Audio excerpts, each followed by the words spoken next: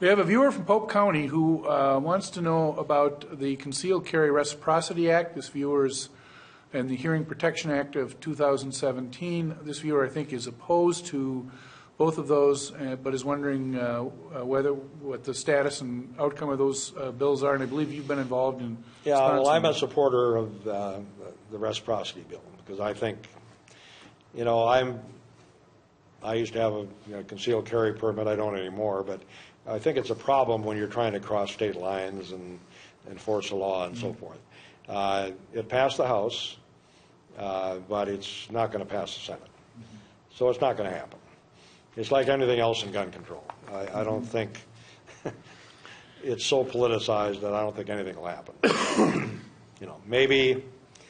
Maybe something on background checks. The one thing that should happen, I think the most important thing that we could do, and this is not a federal issue, it's a state issue, and that is to pass this, what do they call it, where you can go to court and take away somebody's Protection guns. Acts, yes. right, yes. It's got to be due process.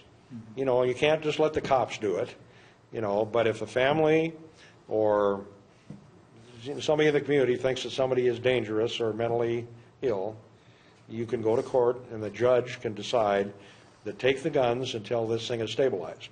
In the situation down in Florida, if they had that protection order in place, that guy would have had his guns taken away. And I think that's the most important thing we can do. I was in the gun shop the other day and I bought a new gun, okay? And I was going through the background check and the owner came over and said, you got to do something about this because I had this young guy come into my shop here. In the last year he bought 6 guns. And every time he bought a gun, his parents would come in and complain to me and said, this kid shouldn't have a gun.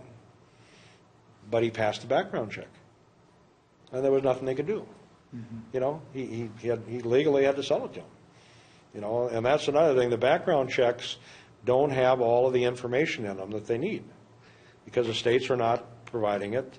Some kinds of the military is not providing it and so forth. So just to expand the background checks with a system that's flawed in the first place is not going to solve the problem. So we need, so I have said that I will support things that I think will actually make a difference and not be not political issues that people bring up about this or that. So, in terms of what might pass Congress, what's your thought? Well, I think they'll, these protection orders are state laws. You can't have a federal law on that. We're not going to be going to federal judges with that. I think you might see some expansion of the background checks. Maybe some beefing up of the information in the system. I think it's unlikely there'd be a age raising the age to 21. I think is unlikely, and they'd be sued if they did that. I think Florida was already sued after they tried to do it. So I think it's difficult to get anything done, to be honest with you, given the climate.